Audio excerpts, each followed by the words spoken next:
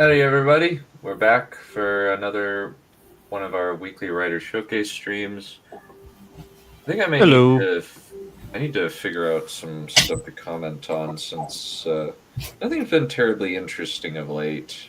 And Well, there is the trailer for the Night of the Seven Kingdoms. that is true. You didn't like it much? The way you No, I said that's liked pretty it. funny.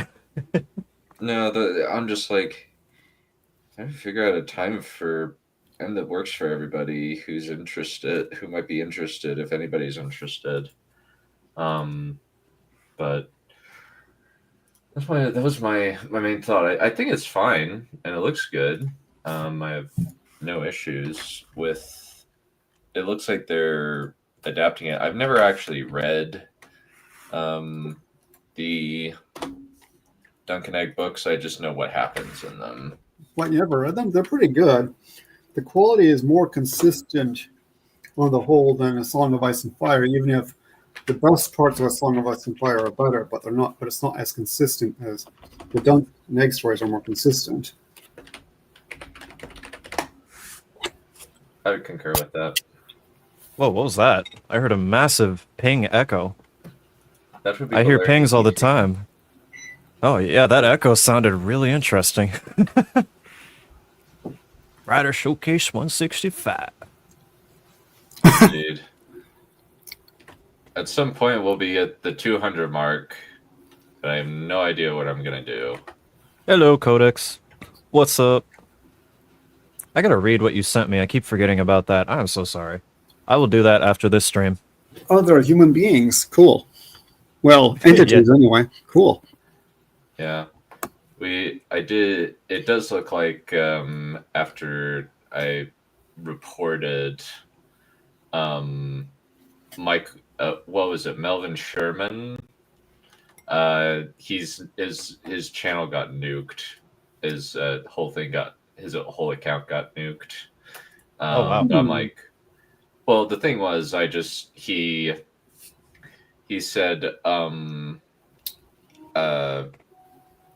this person's wife should be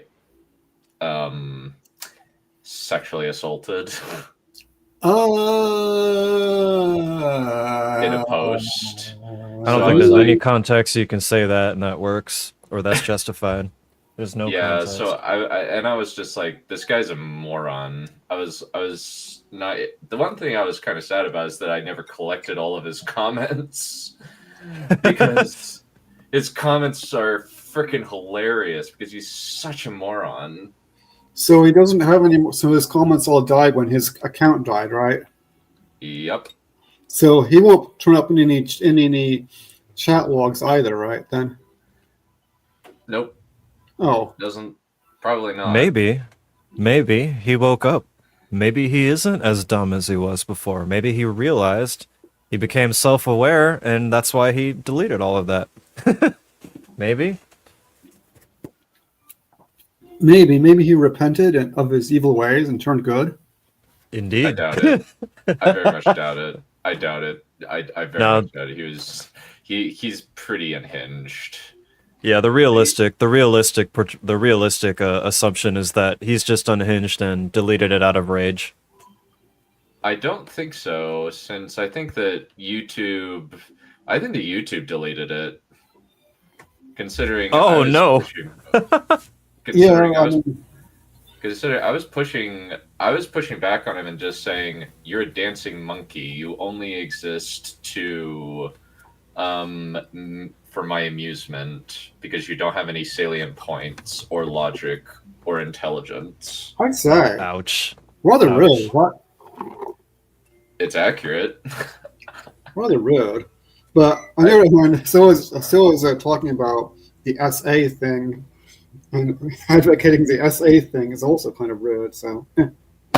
Yeah, you kind of can't say that in any context and it works. Not even in a fictional one. Mm-mm. Yeah. Yeah, I was kind of just. I think part of it I had tried rationally, like arguing with him, but the weird thing was he would just create another comment on a different video responding to what I had just said. Didn't like reply in a reply chain. It was really strange, and he would just spam my comments with meaningless BS.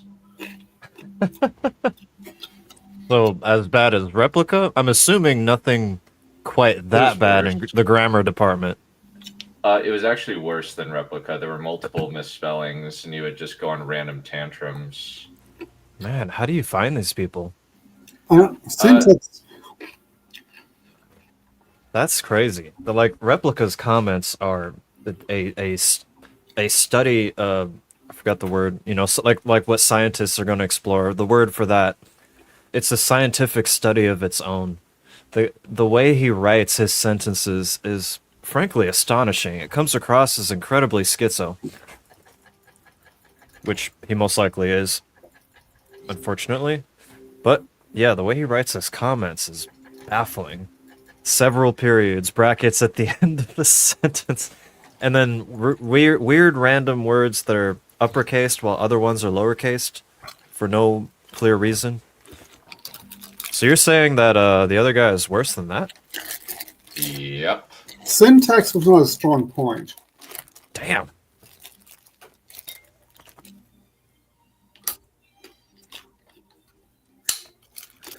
Case study. That's the word I was thinking of.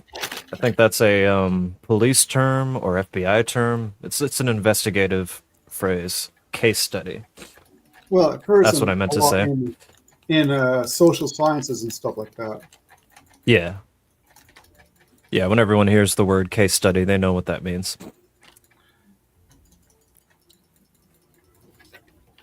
Nice.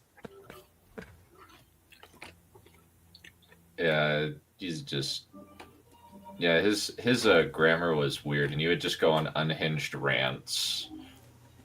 Damn. I'm not sure English was his native language. That could be it. But maybe... Maybe? I was... I don't know. It was...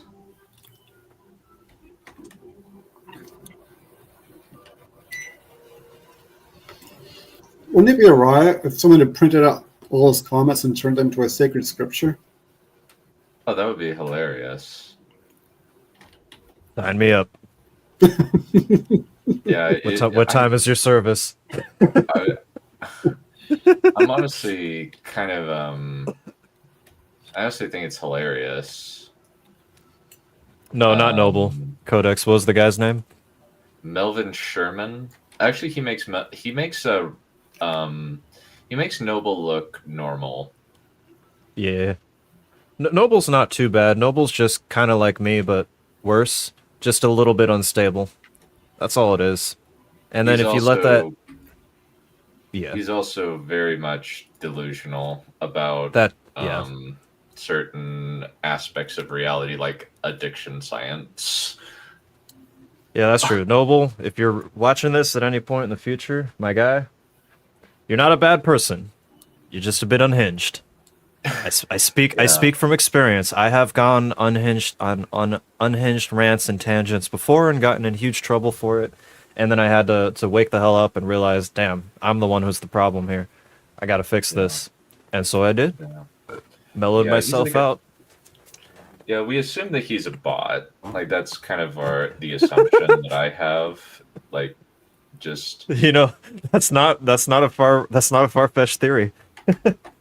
Yeah, we just kind of said, no, he's a bot. He's clearly a bot. There's no way, like, a person's grammar and spelling is this bad. Yeah, So, probably an AI that's struggling really bad with the English language. yeah. Melvin Sherman, I assume you mean. Yeah. Like, that's why I was kind of like, you know what? I don't feel bad being rude to this person. He's clearly a bot, so I just kind of don't care. That was kind of my my feeling on it, since it's clearly just he's clearly an idiot. He's either a massive idiot or he's a bot. neither of which grants him any kind of courtesy. Thoughts have feelings too, you know. No, they don't. Don't contradict me, young No. man. No, they don't. Until the day that happens that they can develop emotions, no, they don't. If that even happens. How do you know? Who knows?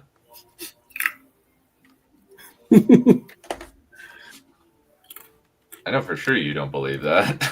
Who, me? Yeah.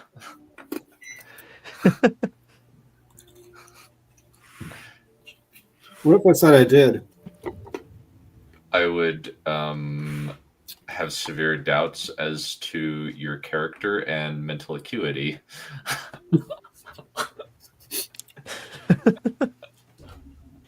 Well, it could just be lying. Okay, then I would doubt your honesty in that case.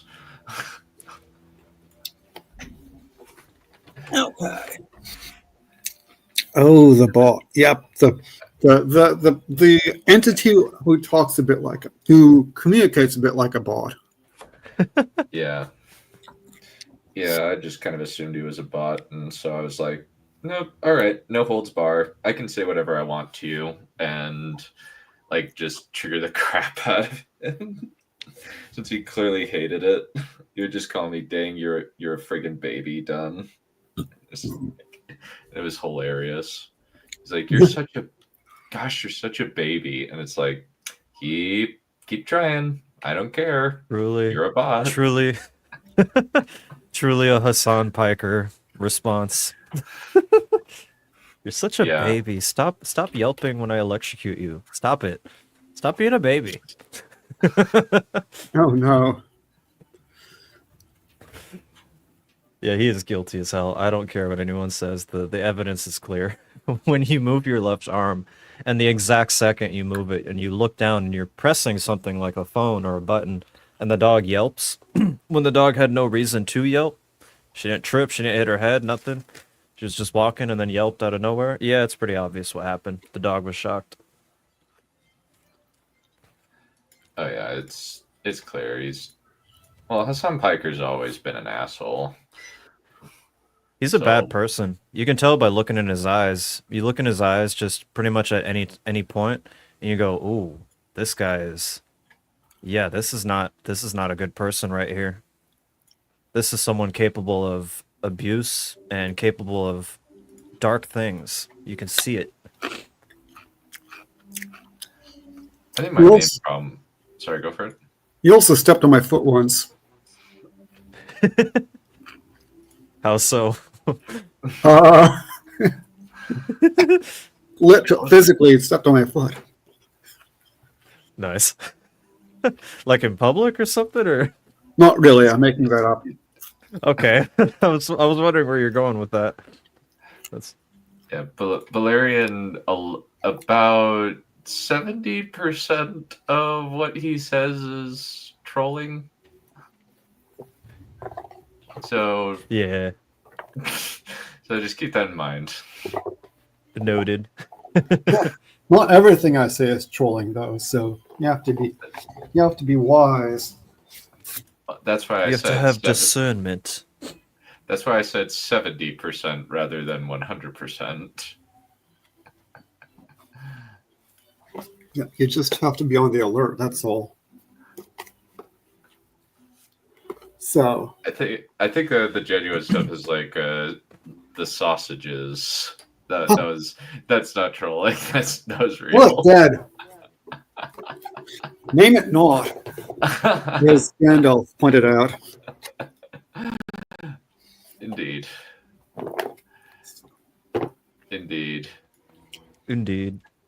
So Valerian, I'm assuming you do not want any sausages. No, thank you. No, thank you. I would not. I do not. Firstly, my name isn't Freddy, and secondly, I don't want a sausage. Well, it's actually funnier. It's not Freddy, would you like some sausage? It's Did would you like some sausage? Daddy, would you like some sausage? Well, I'm not your father either, at least. Well, you're somebody's daddy.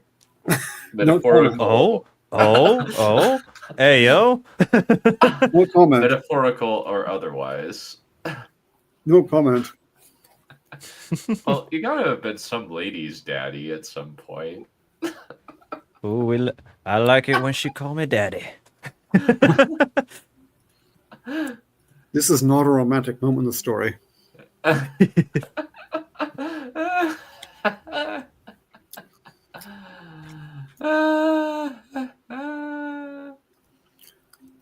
Okay, so when each chap's going to read something. Yeah, I'm ready. X-Miller, go for it. Yeah, do we have any time constraints? Does anyone need to be anywhere? Do you want to time me? I think that a reasonable amount of time is probably around 30 to 35 minutes. I don't think I'll go anywhere near that long. I'm just gonna go from where I left off, maybe like a paragraph above. Yeah, and finish the rest of the chapter. Pardon me. I want to leave it. I want to leave it for because so it'll still be light and I can take some decent pictures. Gotcha. Okay. This won't take me long. Okay, so let's just say 20-minute. Let's just say 20 to 25 minutes per person. Does that Sounds sound good. reasonable? Yeah, That way, that sounds Balerion fine will to me. be. Sounds good. That way, Balerion will be finished with quite a bit of time to spare. Sounds good. Yeah, feel free to time me and give me a warning during the if for whatever reason I go on too long. Not too many pages that I have to read here, but I did think that I'd be able to make it last time within the time limit, and I didn't. So who knows? So yeah, feel free to time me. Anyways, let's get straight to it. Okay. I'll give a recap. It's not really necessary for anyone watching now or later. I would just recommend watching the last showcase, the one directly before this, because I gave a recap for that. But I'll give a recap anyways, for everyone's convenience. So, we're back with Astradia, and we're in the elevator scene, chapter 5, with Markin and Tannic. This takes place after Markin ran into Luna in the hallway, and they saw the phantom, whatever it is. Only I know.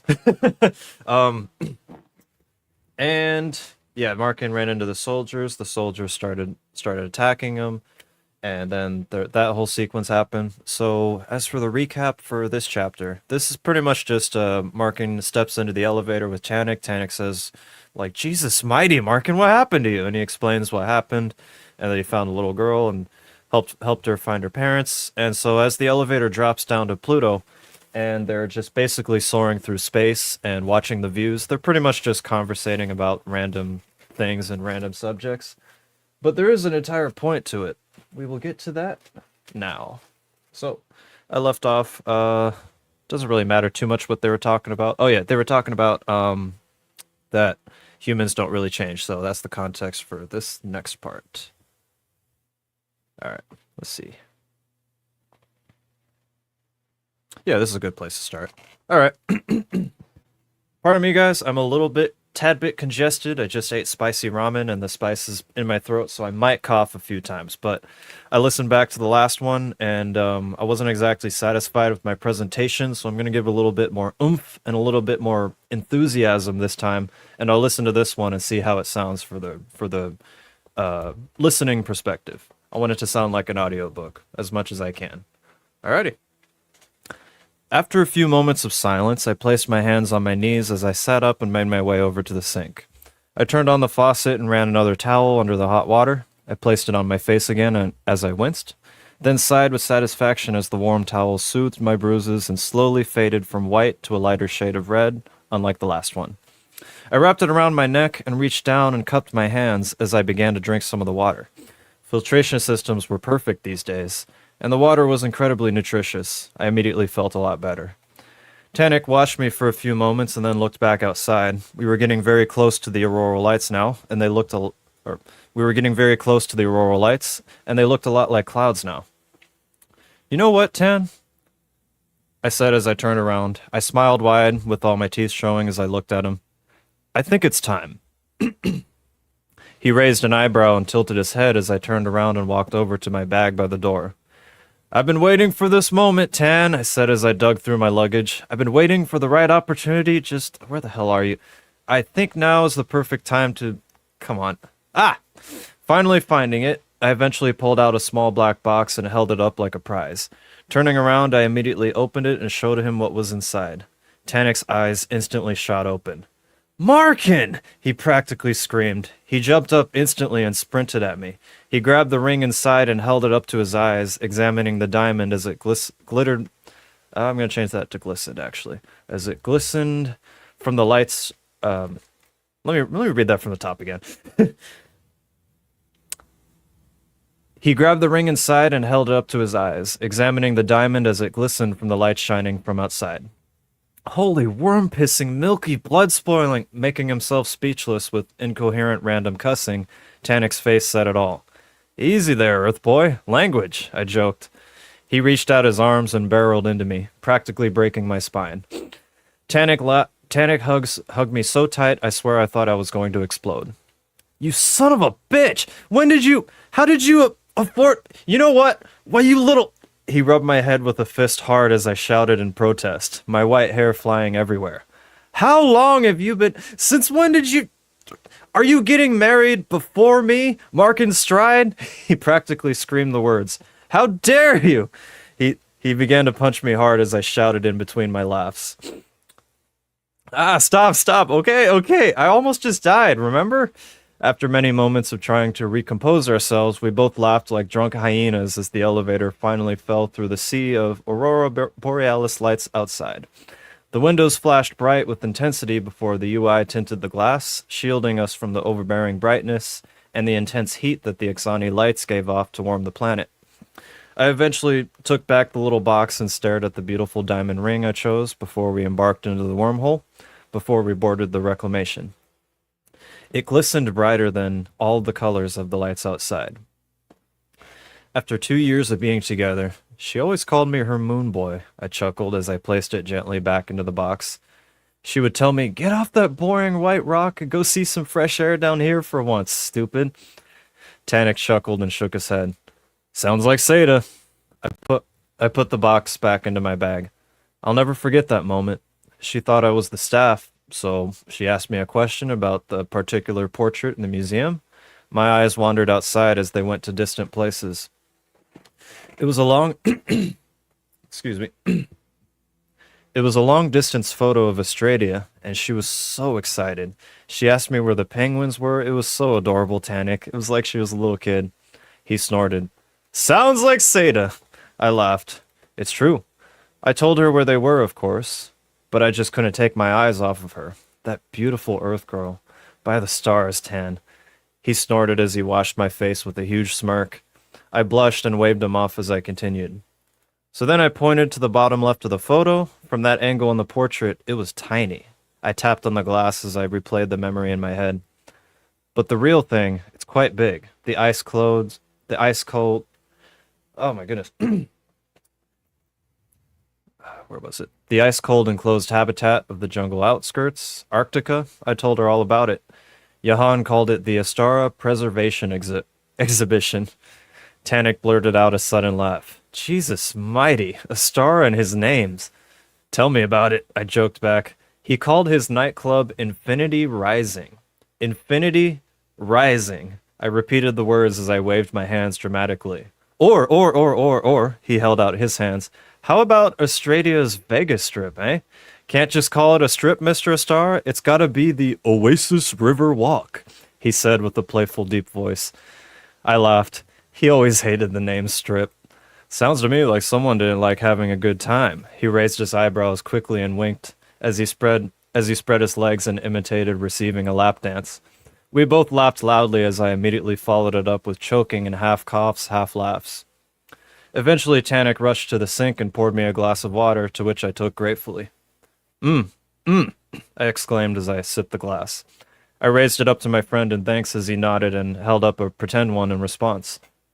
God and stars, he said. I simply cannot wait to see it.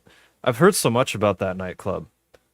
Infinity? I said excitedly. Tanik, you are not ready. I held out both of my hands as I suddenly got excited. Listen, man, of all the things to see when we get the power back on, that nightclub is simply something else. Didn't Johan install something like 30 dance floors into it? 41, I corrected. God damn. Did so in honor of his wife, I smiled. Johan and Jaspis Astar, married 41 years by the 57th year of Australia's construction. He wanted the best nightclub ever to be made in honor of his marriage. 41. Tannic shook his head in disbelief. 41 dance floors. 41. He kept repeating. And 32 waterfalls, I added. 14 lazy rivers on the ground level, and plenty of elevator lifts, each going up and down randomly so the dance floors are always rising and passing one another. Truly one of a kind. No nightclub has ever come close. Ever. Hence the name. Hence the name, I repeated. What can I say, Tan? I love her. I want to bring her to the best of the best spots in the universe. I want to show her the stars. Tannic smiled and raised a fake glass again in a cheering motion. To Australia and Seda. I raised my actual glass. To Seda and Australia. We laughed. I drank. So then what happened? He asked. Back there in the museum with your lovely penguin gal. I choked on water as I suddenly burst out laughing mid-sip. I half coughed and half laughed for a few moments as I tried to regain my... hold on. As I tried to... something breath. How do I phrase that? As I tried to catch my breath. There we go. Well, let's see. So after that, I told her that there are friendly polar bears, otters, and penguins who like to be petted and hugged there. That works too, Don. Thanks for the suggestion. I'll catch my breath will work because of the context of choking. Sorry, let me start from the top there.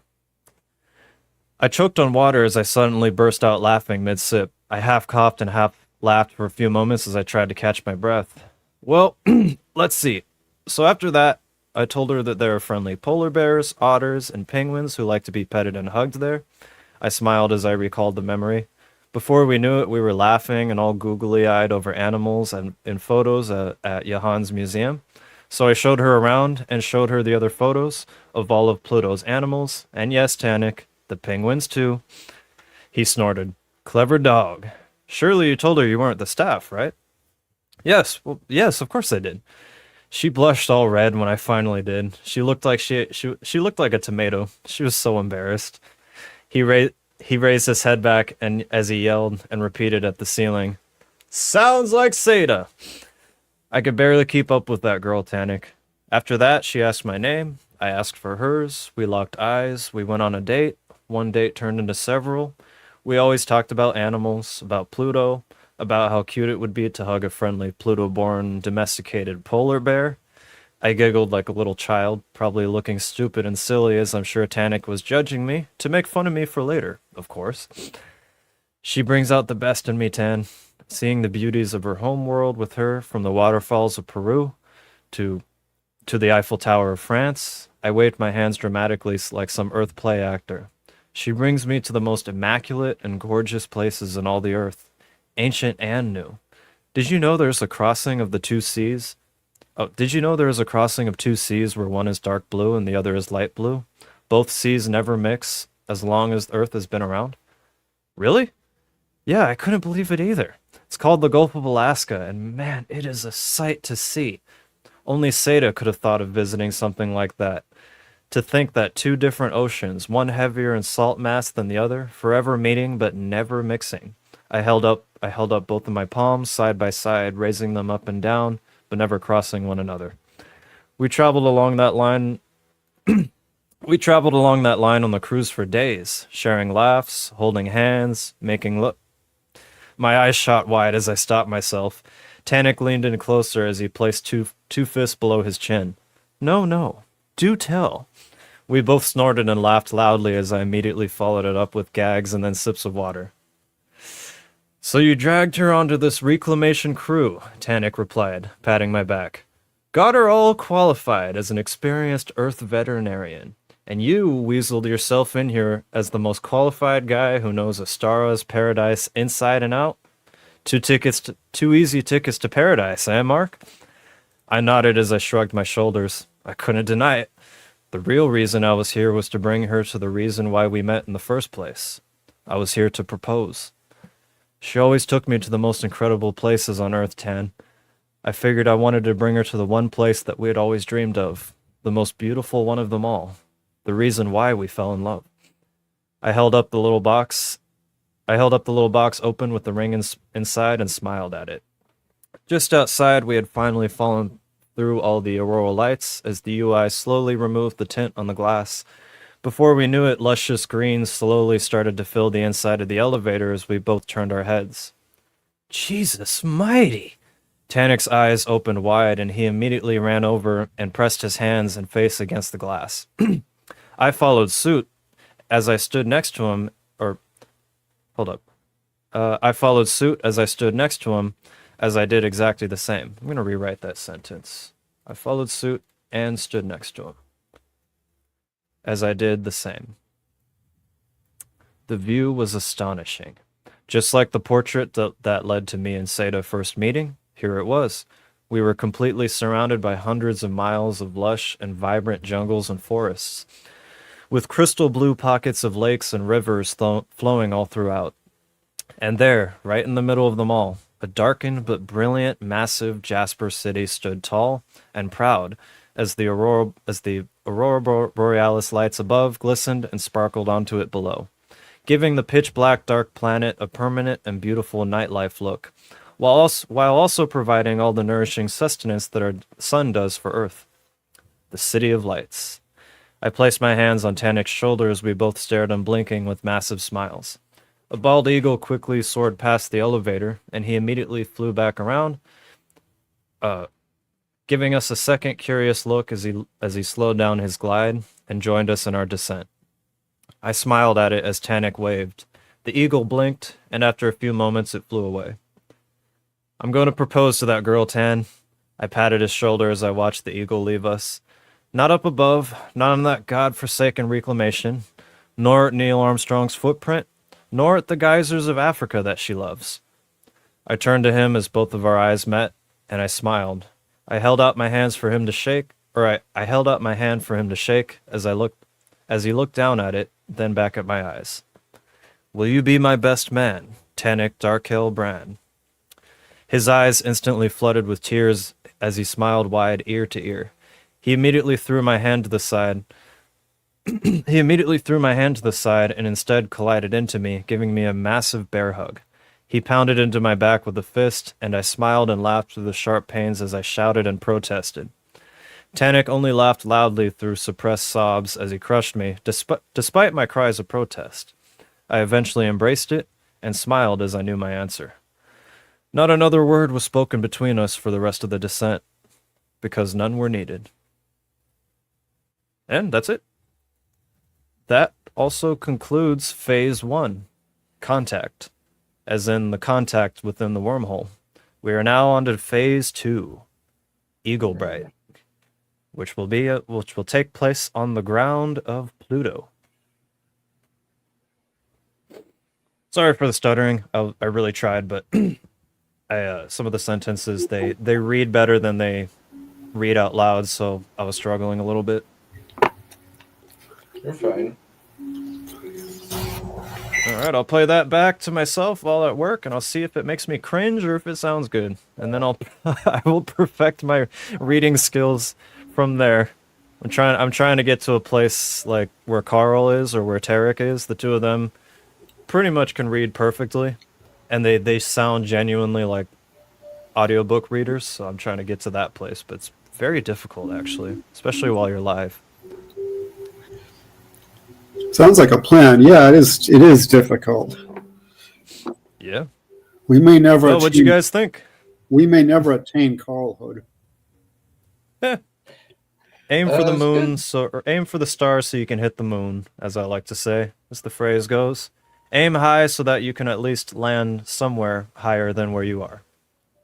Yeah. Sorry, what was that done? No, I think that it's a good, realistic portrayal of a pair of good buddies who are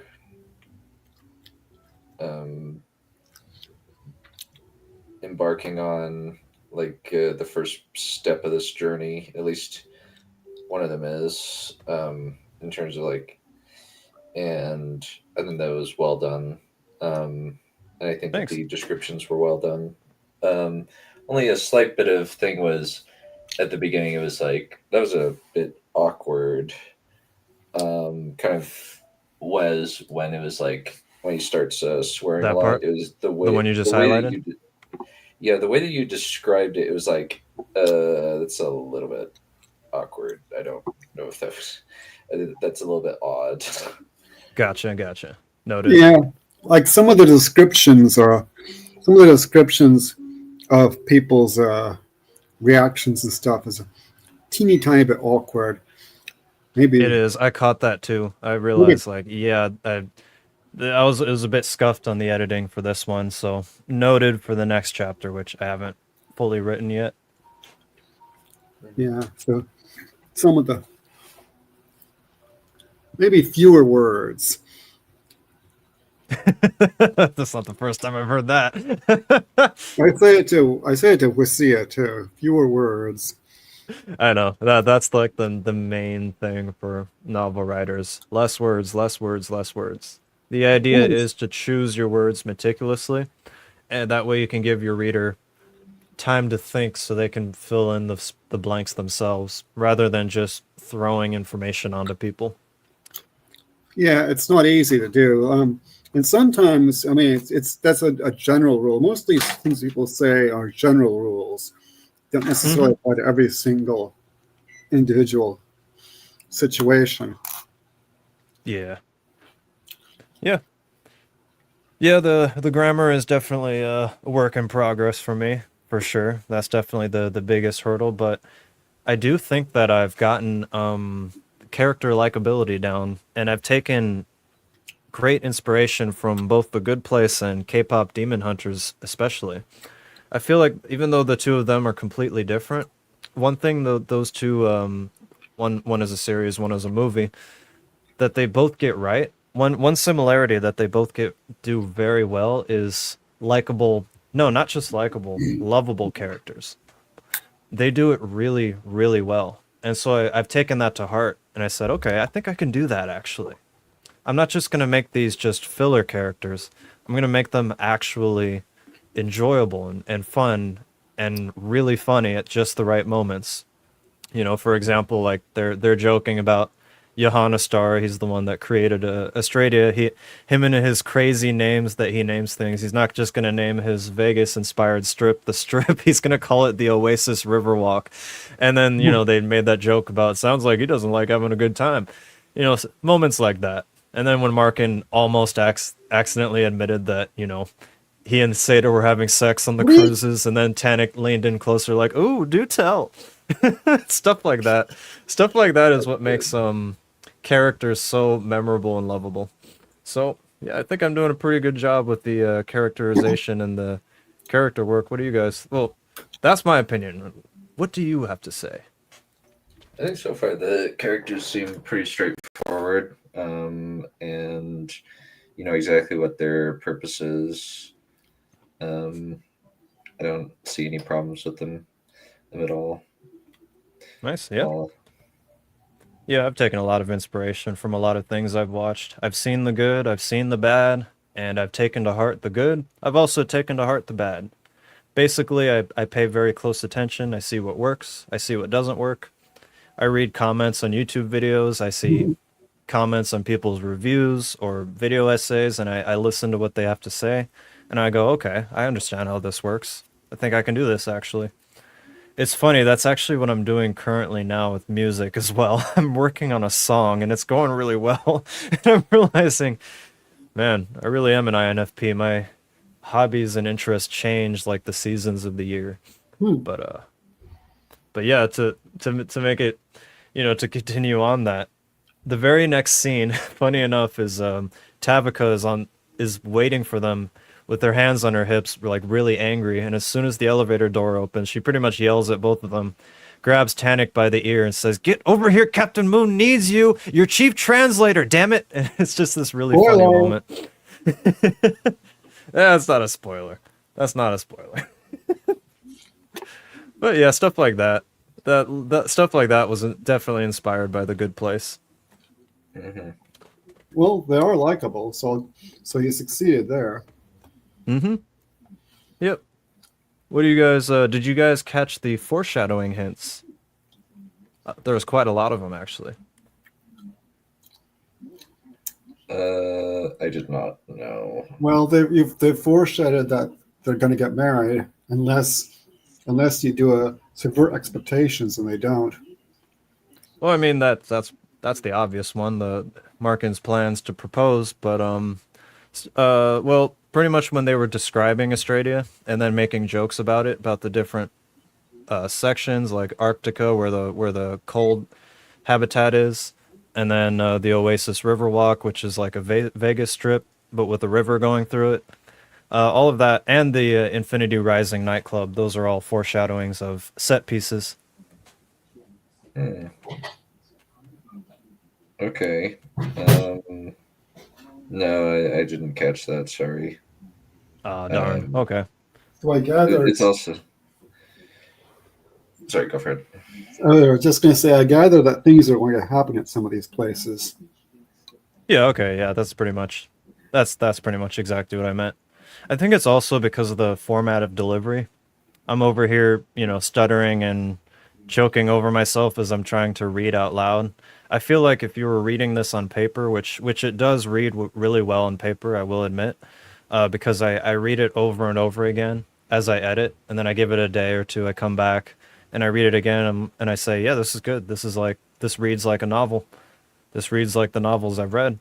And so I think if you were reading it, it would stand out more, especially the way some of those words are capitalized. Like, for example, Arctica and Oasis Riverwalk, Infinity Nightclub, stuff like this. Oasis Riverwalk. Maybe Infinity Nightclub actually is infinite. I mean, with a name like Infinity Rising, yeah, that's a standout for sure. It reminds me that I have. Oh, sorry. Go ahead. I was just going to say that reminds me there's a shopping mall in Syracuse, New York called Destiny, or there was anyway. Yeah, yeah. Johann Astara, you can tell by the in-between segments. I don't have any right now for this chapter, to be honest. I'm not confident in them, but there's a little snippet of his quotes in between each chapter. You can tell that he's a very grandiose type of person. He wants things to be grand and spectacular. He's pretty much like, I think it was the Roman Emperor Augustus. I forgot which emperor exactly was the one that was very grand. He had like a grand might. Was it Sorry, was it? Was it a Commodus? I'm trying to remember. I'll look it up really quick. But there was one Roman emperor that was specifically focused on architecture, and that Roman emperor is the reason why we remember most of Rome's most iconic structures, because he had a heavy emphasis on art. So I thought that was a big inspiration for me with writing Johanna Star. He's a lot of fun to write. You guys probably remember that name because he shows up a lot in this story. He's the creator of Australia, after all. I do remember the name, yeah. Let's see, which Roman? Augustus, maybe it was Augustus. He's said to have left Rome a city of brick and found Rome a city of brick and left it a city of marble. So maybe it was him. Yeah, that sounds about. Augustus is actually the Roman Empire I know the least about, other than the disaster, the Teutoburg Forest. And the fact that he beat out Octavian and he is Octavian. Oh, yeah, okay, so the AI overview results. I know that's pretty vague, but I'm not too focused on the It's not too big of a deal. Pretty much all of them. Every emperor contributed somewhat to architecture and art in some way, shape, or form, which makes a lot of sense because that's how our presidents are. We have presidents that not one single president was focused on one single thing. They're usually doing multiple things all at once. So that does make sense. One of them was Hadrian. The other was Augustus. Trajan. I don't know if that's if I'm pronouncing that right. But yeah, different emperors focused on that. But yeah, that was a big inspiration for Johannes Star. He's very grandiose minded. Fair enough. Yeah, what are your thoughts on the nightclub? That sucker's huge. 41 dance floors, 32 waterfalls, and 14 lazy rivers on the ground. Like, I did yeah. not catch that. But that does sound like it's kind of insane. Yeah, it's insane. It's a big set piece that is honestly going to be my favorite chapter in the story. It was inspired by John Wick Chapter 4. The nightclub scene in that movie was incredible, in my opinion, especially like the music and how the music played into the fighting that happened in there. And the way the nightclub was laid out in that, how it had waterfalls in it and bridges and stairways that John was going up and down and throwing people off of, it was cool. It was so cool. I said to myself, I'm doing that for Australia. And that's when I came up with Infinity Rising. 41 dance floors. It's probably in horrible taste. Oh, undoubtedly, most things done with decadence in mind is done with horrible taste. Plus, it's a nightclub, so it pretty much goes with the territory. No, This is accurate. this one was spectacular. Because it was made to be spectacular. Only thing is, the blackout happened, which we still don't know what that is, so it kind of wrecked the power of Australia, so it's been shut down. Only certain places are still lit up due to backup generators. Bother. Mm-hmm. Yep. That's why they're going. That's why they're going on this reclamation. It's basically... Australia is pretty much real-life Valhalla, so it's expensive. You know, during its prime, it's expensive to go visit. It would be like our equivalent of... I don't know, what's a good equivalence? We're somewhere in the world that people go to vacation that's very luxurious, but is very expensive. Monaco? Yeah, Las something like Vegas? that. Las Vegas? I wouldn't yeah. say Vegas is expensive, no. I mean, I can easily go there and not really spend much money. I can just buy food, but... And also, the last time I was there, it got cruder. Vegas has gotten a bit crude lately. It's not as desirable as it was before. Cruder So- than it used to be. Oh, dear. I'm thinking more stuff that's like on other sides of the world, like certain places in Asia, certain places in Europe. I mean, even the Eiffel Tower has gotten a bit crude as of lately with all the scammers on the ground and harassing people. So that's not a good look, but I'm sure Paris will go back to being, you know, the romance central place in later times. Oh, yeah, pretty much like that. Basically, Markin, Tannic, and his friends, all of them convinced and came up to Captain Moon and, you know, the administration to try to join this join this reclamation. And essentially for Markin, he pretty much admitted it that he's only doing this so that way he can have an easy way to go to a luxurious place that he can, you know, afford. So that way he can propose to Seda there. It's pretty much the idea. All right. And he also made it clear earlier in the first half of the chapter that he told Tannic, I want us to live here. You, me, Seda, Tavika, let's all live here. And he went, really? Basically, he's trying to get away from the moon. The moon is not exactly pleasant, especially with the war going on. So he wants to get away and start fresh. So what better of a place to start fresh than start the place, the reason why you met the woman you love, you know? Yeah. Anyways, I've been talking too much. No, it's interesting. Alrighty. Valerian, or Die Bleepity Blop Die. Yeah, I saw that too. When did you change that? Right as he came in, I think. Yeah, I saw that while I was reading.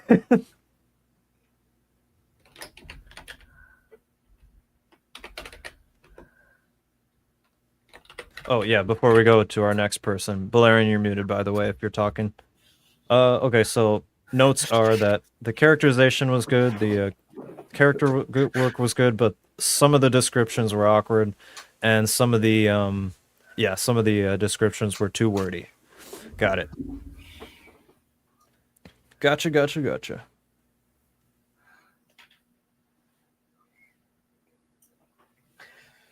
Mm. Uh, Valerian. Oh, Valerian, my Valerian. Do you want some sausages, Valerian? Do you want some sausages? Sausages. Okay, he's actually AFK. That was my test. I was testing him. 'Cause I had to exist somewhere else for a moment. yeah, okay, I knew it. That was the test. We thought you were talking, but muted, so I went, do you want some sausages? Valerian, do you want some sausages? To which I knew you would unmute if you were here. I love you. Kill him. Oh, it's too bad we can't play those, man. I know that you have to buy the paid version of StreamYards. Otherwise, I'd give you memes and stuff to play for me. It would be very funny. Indeed.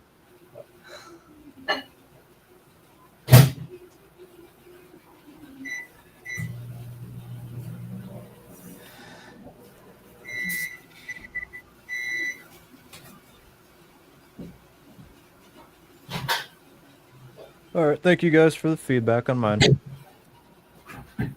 Yeah, of course. Valerian, I believe you are next whenever you're ready. Who, me? Yes. I'm not ready yet. I'll be ready within, 10 minutes maybe? Okay, I mean, Okay. I know it's can tradition swap. for you to go last on, but wouldn't hurt. Yeah, I'll do it. Okay. Alrighty, so we are actually very close to the end. We only have about 19 pages left before the book is finished. Basically, what has been happening is we're picking up with Amora's story. She discovered that there was some kind of uprising in the capital with some of the humans saying we don't really like the god myth or demigod myth ruler Mithrakal, and especially now that Mithrakal is gone, they are rebelling and trying to get out of the city and trying to go outside of the Azrith's control. So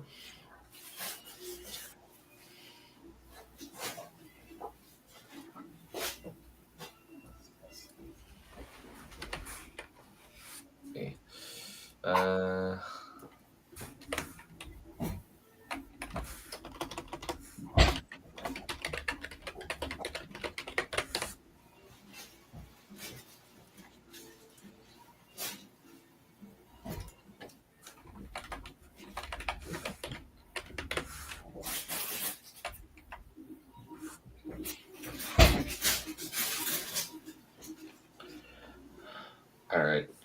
Amora cut through one of the traitorous Olintians with her axe, the crude weapon requiring much less finesse than a sword. This time, the group of the Fomori had been the aggressors, but likely because they'd already suffered several attacks and had decided to go on the offensive. Amora had joined the Fomori against the traitors, adding her axe to the conflict. As soon as she joined them, the Fomori seemed to take heart, while the Olintians quailed at the sight of her. Screaming, Amora hacked and slashed, the strange smell of blood exciting her as she cut through the traitors. "Kill them!" she shrieked, raising her blood-soaked axe and swinging it wildly again and again. "Kill all of them!" Finally, the Fomori soldiers and Amora cut down the traitors, leaving their corpses on the ground. Not waiting to be called, Amora shifted to the umbrella and pulled herself to one of the buildings and ran across the rooftops, cloak swirling around her. Almost as soon as she moved to another group, Amora spotted another group of combatants embroiled in brutal hand-to-hand combat. Narrowing her eyes, she turned aside and pulled herself toward it. As soon as she stepped out of the umbrella, she paused and frowned. The humans were already dead or dying. The Fomori converged around the corpses and began tearing them apart. What are they doing? Amora wondered, peering closer. As soon as she realized what they were doing, a strange combination of bile and fascination rose up inside her. They were eating the flesh of the fallen, blood all over their swords, hands, and mouths. Bits of flesh hung from their mouths, red ichors trickling from their lips. For some reason, as she watched them feast on the slain humans, her mind began to shift from a revulsion to approval. These humans, no, these traitors had rebelled against her mistress, and they would now suffer the price of their betrayal. So instead of coming down on the Fomori, she appeared next to them and drew on the power of her bracelet. Come with me, my fellow servants. She extended her hand. They feed on the festival of traitors once the soul of the city is cleansed of their filth. For a moment, they seemed about to resist her, but Amora raised her hand and closed her fist, the bracelet on her arm glowing. Come with me, my friends. We shall make these traitors pay in blood and tears for their betrayal. As if using the power helped them to understand her, the Fomori halted, then bowed to her. Smiling, Amora turned and rested her axe on her shoulder, then summoned her shadow horse. Not wanting to wait, she charged through the street, raising her voice in the axe. Rally to me, she cried, the sound ringing across the city. Rally to me, all true servants of Mithrakal. Like a series of droplets combining into a terrible storm, the Fomori and the Olympian and soldiers who had remained loyal flocked to her. As soon enough, she stood at the head of an army rapidly spreading through the city. Many of the traitors were slain and butchered by the Fomori, but the Amora exerted her will on them to prevent them from devouring the dead. We must find the one responsible for this, Amora yelled as her vanguard advanced to the street. Find the one called Lord Nicholas and bring him to me. Howling like hounds unleashed for the hunt, the Fomori raised the weapons they'd taken from the dead or they'd removed from the armories. These that hadn't been raided by the rebels. The humans were more subdued than their more bestial companions, but they seemed set for the grim task before them. Abruptly, she felt something shift in the air, a sense of light pushing back the shadow. For some reason, Amora could smell the sweet scent of holly and cinnamon in the air. Baring her teeth, Amora looked up to at the Azir Tower where the smell was coming from, sending a bird up to look at what was going on. Next to the crystal atop the tower was a strange figure. It was a figure with a massive white beard and a large red coat with thick white trim firmly a breastplate with a stag carved in the middle, a sword with blue crystal and the blue crystal blade with snowflakes embossed along on the fuller. However, the strangest thing was a pair of antlers emerging from his back. With a swish of his cloak, the figure raised his gloved hand. Immediately, the bird froze and shattered, sending a spike of pain through Amora's mind. Clutching her head, Amora nodded to her soldiers and shot up to the tower. The strange figure turned, his white fur-trimmed boots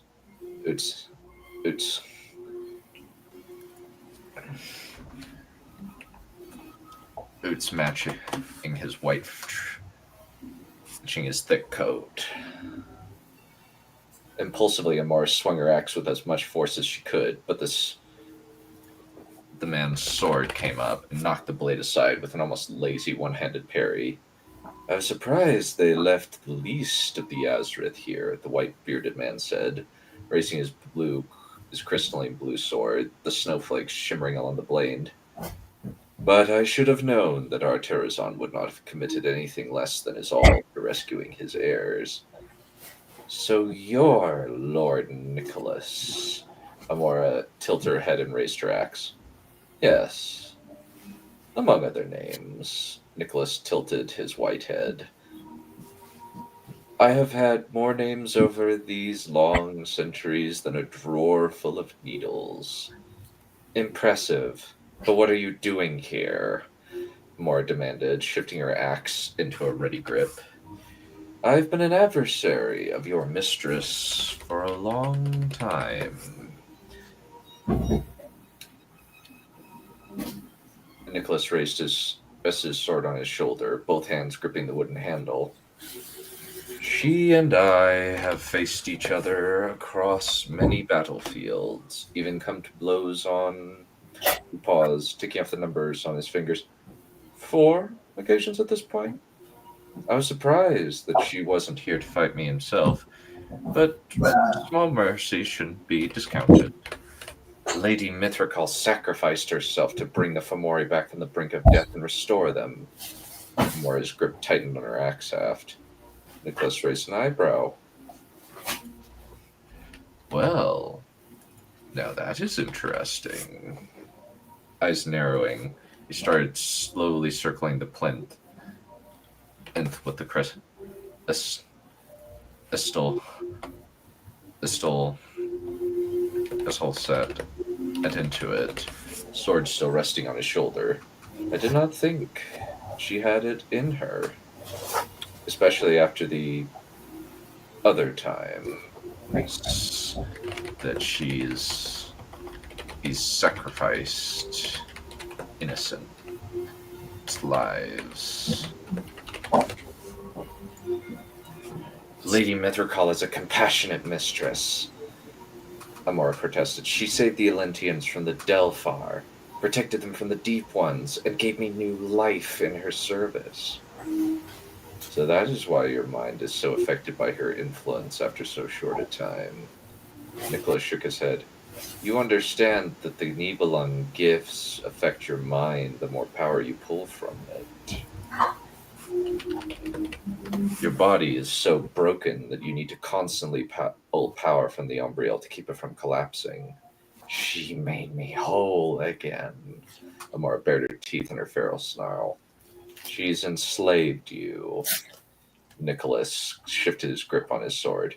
You have power, but it comes at a great cost. I am not a slave. Amora's fingers hurt from how hard she was gripping the axe haft. You are a liar.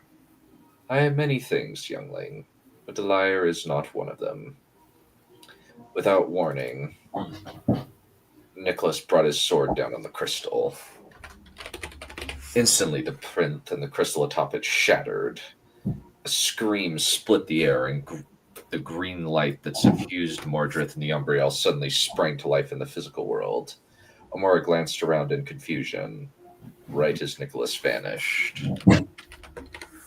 Looking around, Amora tried to find her enemy, but as she did, she found that there were thousands of humans swarming away toward the east. Bless you. Thank you. As if an illusion had been lifted toward her eyes. They were too far away from her to intercept alone. Howling frustration, she smashed her axe against the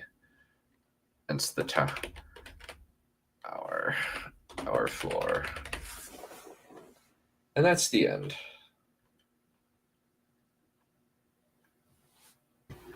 Go figure that I actually mute myself when you're about to finish. Nice. Mm-hmm. So, you're kind of right, Valerian. You predicted that Sir Nicholas is like Santa Claus. Did I? Yes. Kind of in the name, isn't it? So basically, the evil genocidal people who are also cannibals got defeated by Santa Claus. Yes. Cool. Yeah, kind of. What about the reindeer, though? Oh, he just doesn't have them on him. I Got them elsewhere. That reminds me of Santa Claus Conquers the Martians, and I did a parody of it, just knowing the name, only knowing the name, and not knowing what happens in the actual film. And I had Santa Claus actually conquering them, and and he has these snowman armies throwing, and he yells at them, "Throw snowballs at the heathen," and he's got the reindeer shooting rays out of their noses and stuff. Well, that was only a tangent, so what can I say? Anyway, then it turned out it actually conquers them with love, which is yeah. This was kind of my my model for Sir Nicholas. Does he also Lord Nicholas? Yeah. Does he also beat up a heretic? In the second book, he has a sword fight with a demon. Okay, that's probably better. I'm thinking of what's his name? Cameron something or other Christmas. Kirk Cameron. Yeah, Kirk Cameron Saving Christmas. Yes. On the scale of bad movies, which do you think was worse, that or Max Magician and the Legend of the Rings? Oh, definitely that. I mean, Max Magician was great. I haven't seen either, so I can't say. Max Magician and the Legend of the Rings is freaking hilarious, and you can easily find it on Internet Archive for free. Nice. Yeah, it's basically a mix of Lord of the Rings, Harry Potter, and Narnia on a budget of, I don't know, $700. I was going to say $5. Low budget Narnia. Nice. Oh, that's let's see, somewhere. I think that's my avatar in the Discord. Let me see if I. Yes, that's my avatar in the Discord. Is the bad guy from that film. Yeah, the ADRing for that guy is so hilariously awful. Yeah. He's such a terrible bad guy, but it's so funny. Like, he's so hilarious. I heard that. Yeah. Where the guy tells him he's an idiot, and he says, "I heard that." Yeah, his second in command, who's the only competent person. They even remark, "Must I do everything myself?" And he's the only normal-looking person on the bad guy team, and his ADRing is awful. Yeah. Too. Like, the whole movie is terribly ADR'd. It was like they couldn't get these people to just talk and give their lines. It's freaking hilarious. No, he did something even worse to your name than to mine, Axula Chap. Oh no, Axilla did that on his own. I did that. I did that to see your reaction. There was no reaction. No, I didn't know. I didn't notice until right now. Didn't see it until right now. I was mostly referring to Dunn, but yeah, that's your reaction. I wanted to see Dunn's reaction. There was no reaction. Yeah. Dunn 2 sausage boot. Well, it rhymes. So anyway. All right. So, any feedback or thoughts before we move to Valerian? Only feedback is that when you edit while presenting, it kind of derails the momentum. That's pretty much it. A little bit distracting at times. And I say that to myself as well. I had to do it a few times myself. It was because I kept reading the sentence and going, "Wow, this is terrible. I'm stuttering over this sentence right here. I must have missed this while editing." And so I did it right on the spot as fast as I could, and then I started from the top. Yeah. Not from the top, but you know what I mean, paragraph above. To be fair, I mean, I've had to do that occasionally too. I'll be like, there's a word missing that obviously has to be there, and I might have to put it in there because if I don't put it in there, then I might forget later. Because it's easy, because things that are easy to forget, like, oh, there's a quotation mark missing. You're never going to remember that afterwards. So I had to One do thing it. you could do while presenting for all of us is we could, when we see something is egregiously wrong, but we don't want to stop the flow of the reading, you could just like quickly type in a bunch of random numbers or brackets or symbols on your keyboard right in the middle of the sentence. So that way, when you go back to edit, you see, whoa, what's going on here? Oh yeah, that's right. I remember doing that. And then you can just ad lib it and then continue on. That's one idea we can do. Yeah, that's a possibility. Let's see if I can find. Yeah, that was pretty much it. Done. Content was great, Okay. Yeah, content's or content's the good. I material. mean, some people might laugh at Saint Nicholas being the hero, but hey, I try to make him a actually hardcore Santa Claus, like the Narnia Santa Claus, where he's actually kind of cool, or like since Tolkien actually had a pretty badass Saint Nicholas story that he would tell to ongoing story that he would go tell his children Oh, nice. via letters. Are you Yeah, referring to the ironically. real Santa Claus, not the post-Coke version of him that we have now? Coca-Cola Uh, changed its image from like this priest to what we know. well, it's kind of he is the post Coke Santa Claus. Oh, okay. Since he lives up in the North Pole, he has a bunch of elves, and he's got a polar bear friend who's obsessed with fireworks. Okay, that's awesome. That's sick. I love that. And there's an ongoing war for the North Pole between Santa Claus and his elves and the goblins. Oh my god. yes, Not Santa Claus's elves and the Krampus? Nothing like that. Just goblins? No, Or Krampuses, I meant to say. yeah, it's goblin. It's goblins, since it was functionally just for his kids. And eventually they all slowly grew too old, except for his little daughter, and she received the last letter from Santa Claus. So Gotcha. basically, the idea is that it is Santa Claus writing a letter from the North Pole to his kids. Oh, that's sweet. Kids. Yeah. Sounds like an awesome story. It also depends Yeah. on the execution too.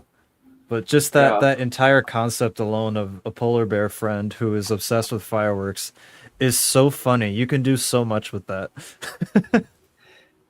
Yeah, there's a video by Tolkien Untangled who just goes through the entire thing and summarizes it. Cool. Nice. I love it. Yeah, I'd be interested to actually look at it and kind of just. I'm also interested to. Valerian, would you be interested in taking a look at some A Song of Ice and Fire what ifs to see if they're actually good stories? sure. I'm specifically thinking about the Three-Eyed Theorist, since it seems as though he has actual writers behind it. Okay. Yeah, he'll do stuff like, what if Stannis was made Hand of the King instead of Ned? Or what if Bobby B pulled a Aegon the Fourth and legitimized all of his kids? Oh, that'd be a riot.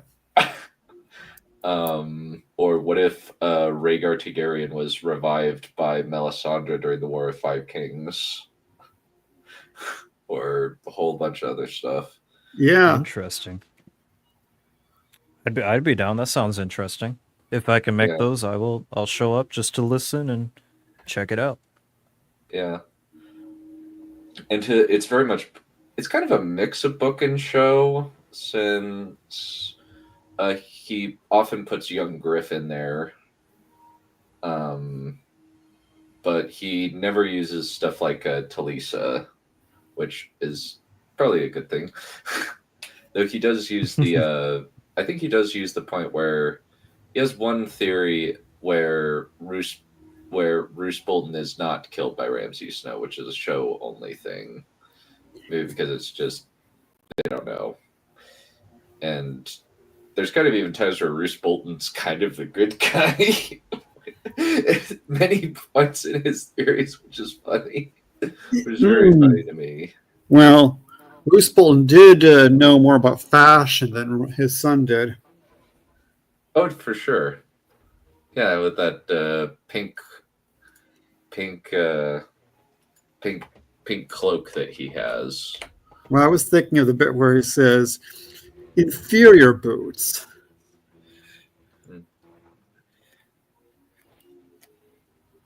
Where Ramsay says, where he says, he's that Ramsay would like to turn their ally, presumed ally, into a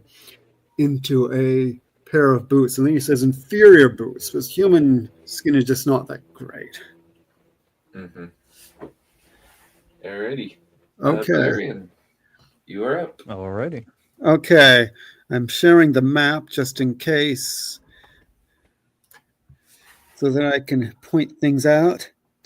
Nice. Where? So, where are we located right now? We're located. Okay. They started out right about here. Then they went down here to Tharmalon. And now they are here. So in this story, they're going to go there and then there in this chapter.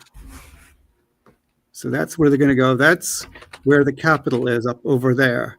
So okay. I'm ready. So last time they had just arrived in the city of Peje. And they're about to meet. Let's see. And they're about to meet her cousin and uncle, who is going to go with them, unfortunately, because her cousin's also being called to the court to meet the emperor. So Peje was a provincial Sandoranian city with little surviving that was Mindarite. The governor had adorned it with monumental architecture and stately avenues, which Margaret found oppressive. Hold me a second.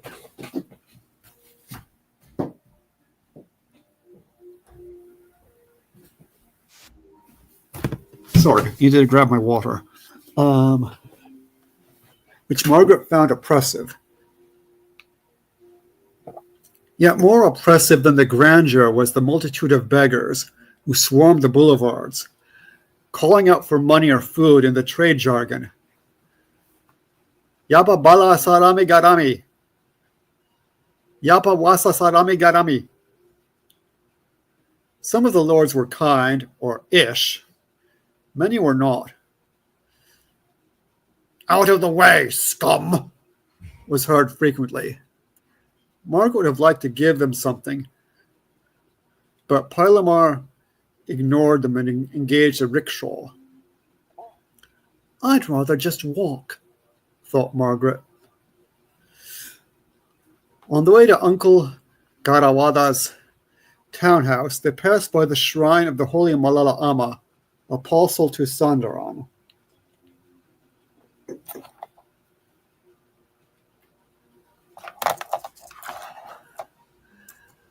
The inscription says that the imperial dynasty is related to the Holy Malala Amma as well, said Margaret in her most innocent voice.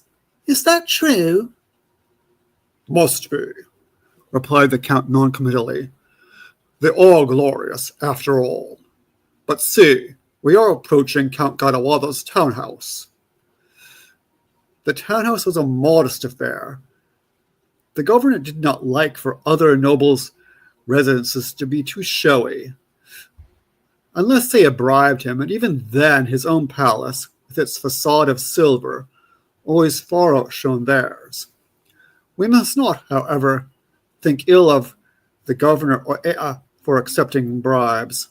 All governors did, and he was, if anything, the least corrupt of the lot.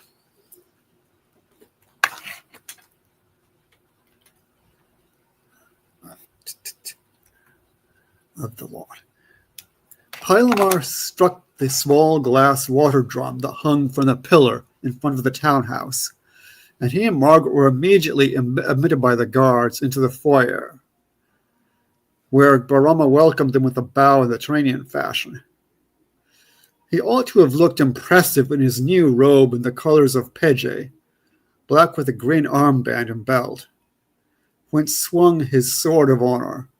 Alas, he also sported a helmet with antelope horns, which made him look both uncomfortable and,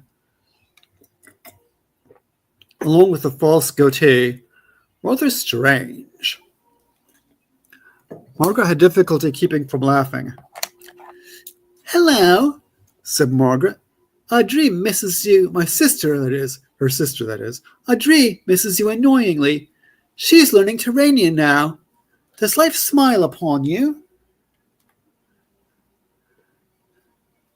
Don't mention the Barusa. Don't mention the Barusa, she thought. Also, don't tell him it looks odd. Rama bowed. "Decently, as you know. Tiako's at court now. She's less insufferable, though. My brother Umara is a captain in the army, and luckily isn't home very often. Father has gotten me up to look manly." He pulled self-consciously at the false goatee. "He thinks that might help me when, you know..." Barama turned bright red and trailed off. "Oh, and they made me leave my horse Moonlight at home. I was hoping to ride. I was hoping to ride him around the capital. And how blossoms the flower of your existence?" This was the standard polite inquiry addressed from a male to a female. A simple "how are you" would have been inexpressibly rude. Margaret curtsied. "Decent as well. I had to leave Moraishu and Starlight at home too. Where's your gracious mother?" "Don't mention the Barusa." "She's at home. She didn't come to town with us because if she did, we'd have to part in public, and that's not fitting. A man doesn't show feelings in public." "You're only a boy, though." "I'm a man. Father said so. He said I'm a man on this trip. Don't call me a boy at court." Barama turned pale and began to grind his teeth. "Sorry." Margaret took a step back. Great one, pardon me. Anyway, why not show feelings?" "A man just doesn't. It's the Sandaranian way. It's how I was raised." "I don't like the Sandaranian way."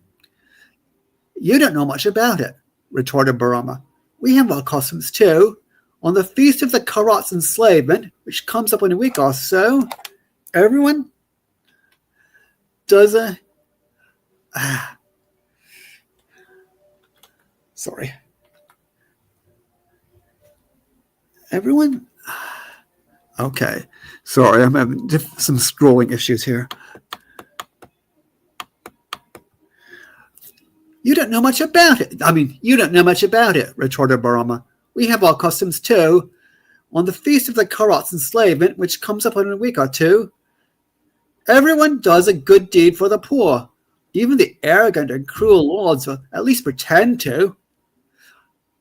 "That is a good custom. Also, we make clay effigies of people's star signs and give them to them on their birthdays. I made one for you and Lady Audrey. Not very good. Here's yours." Barama reached into his belt bag and handed Margaret a crude but smiling clay duck, and for her sister an even cruder clay flower. "Thank you. My lord has graced me graciously," or something like that. Audrey would know what to say. "Never mind. Here come our fathers. Gracious fathers. We'll have to be stiff and formal at the banquet. The governor has invited us." "I suppose we must," said Margaret. "Yes," said her father as he joined them. "It is a serious faux pas for any noble coming to a town not to greet the emperor's representative in that town. And don't act anything other than delighted to be there," added Uncle Gadawada. "True," agreed Pilamar. Incorrect feelings are in very poor taste. Maroma, remember that we hope to solve your problem there, murmured Garawada. Varama made the manliest face he could while also blushing. After getting settled in their quarters, off they went in a litter to the governor's palace. Margaret hated riding in a litter, but at least the porters got a decent tip when they arrived at the palace, where Margaret and Barama were introduced to the governor and joined him for the requisite banquet. The governor of Peje, Oeabe Mwembawa, was polite enough in a condescending kind of way, despite his belief that Sandaranians were superior to Mindarites because they had Akarian blood in their veins. I bet they made that up, thought Margaret. For Colomans, you are quite cultured, he said with a bit of an air. At court, you will learn the refinements of true civilization. We do our best, said Pilamar mildly, but raised both eyebrows. I feel more civilized already, added Margaret. Great one, but I fear we can never be good enough for the court. And I hope not, anyway, she thought. Oh, you will do beautifully, said Oea. I will help prepare you. We have a new custom just come in from Terrania. The after-dinner teeth cleaning. You won't have heard of it. The court just adopted it last month. We'll all get toothpicks, dip them in salt, and stick them between our teeth and clean them while talking about the latest court fashions. That'll be safest. Did you like the plum sauce? You won't have heard of that either.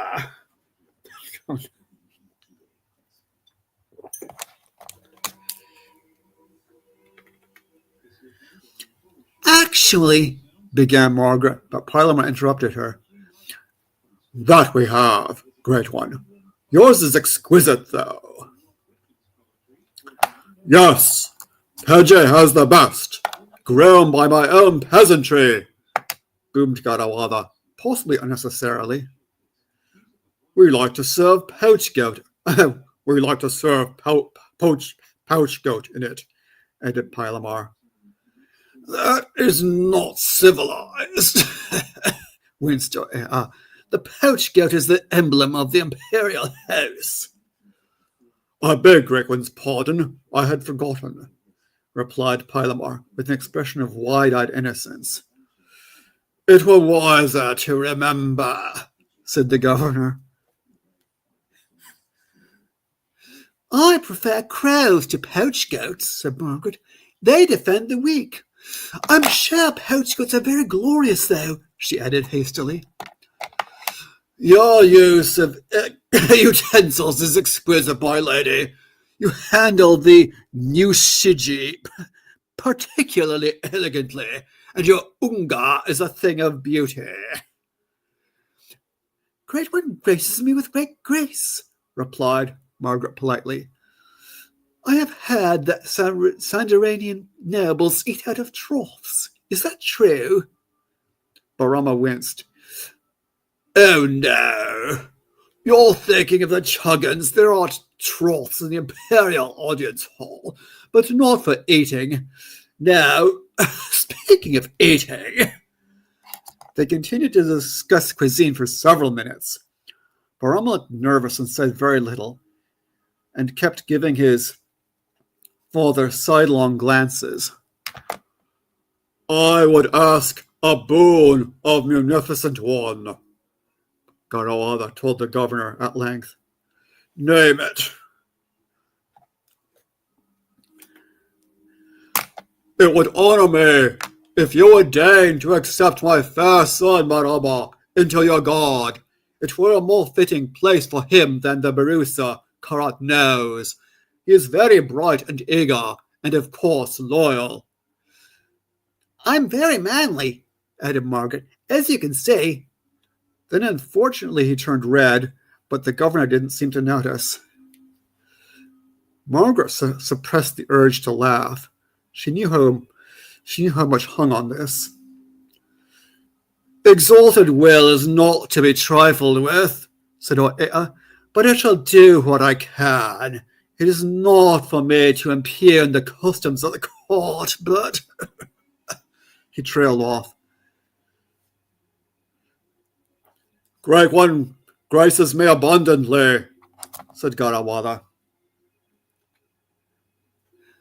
The governor inclined his head and abruptly changed the subject. Shall we have a little rain? At this point, the servants conveniently arrived with teeth-cleaning supplies, and the rest of the visit was spent exploring the art of the salted toothpick. And that will do for now.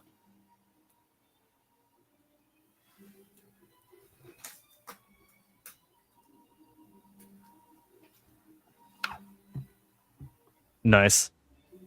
Good stuff. Oh, why are my audio levels low? What's going on I here? don't know. There it goes. I hear you well enough. Yeah. Oh, okay, you're that's good. fine. It just looked like it was quiet from the way it does that bounce thing around the profile picture. It's honestly kind of misleading. Yep. To be perfectly honest, since my levels I think are fine, and I'm talking at a relatively elevated pitch. Yeah. No, yours is elevated great. volume, but the beeping is not terribly high. So, what can you do? But good stuff. I like the conflict and the setup for the Barusa, especially considering what's the conflict is going to be. Yeah. What conflict? The Emperor.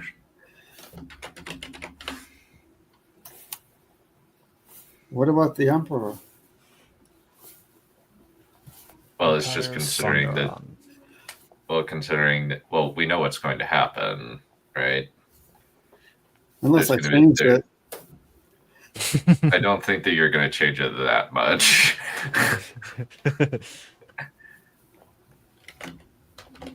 Maybe the Emperor's actually the hero. That would be something. He was an FBI informant the whole time. Yeah.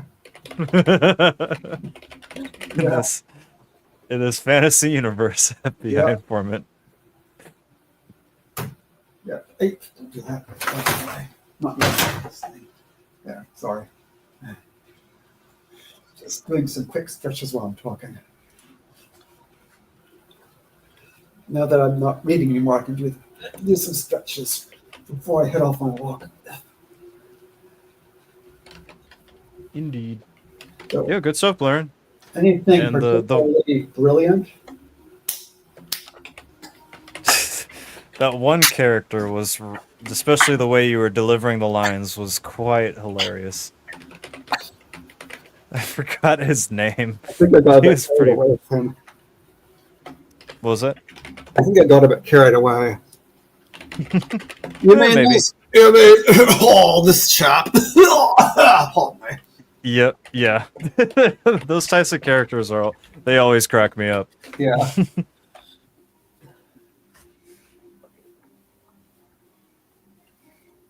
I might have overdone him a little bit, but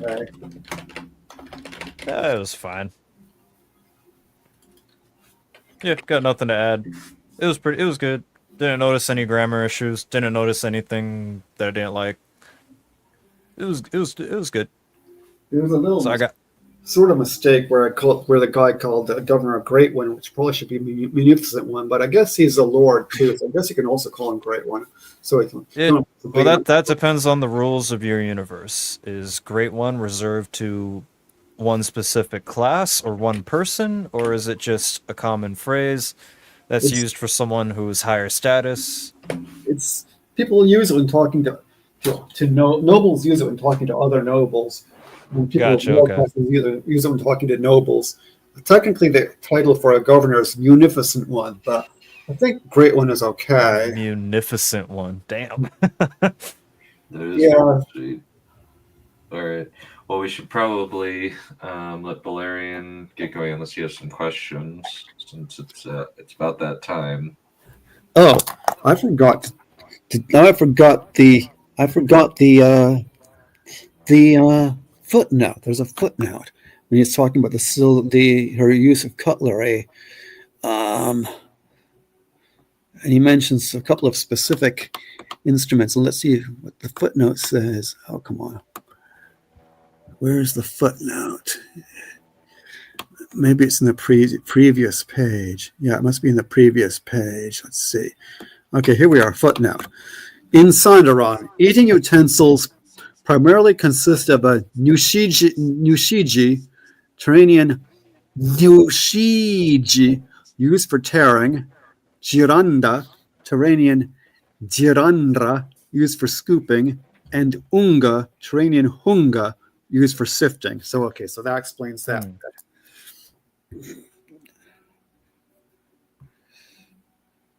So, and that's about that. So, apart from that, I guess I'm done. No! I thought you did that on purpose. Then he said no. I didn't do I thought you that. did that on purpose. I was It using sounded like normal- you did. I was That's using funny. normal English. That's All the right, cool done. You know the process. He is Oh, now done 2. thing. Oh god. That makes me done 3. I'm already a done clone. Isn't that bad enough? Indeed. Fair enough. Fair. Yeah. Maybe I could read maybe you Dunn's time traveling fetus.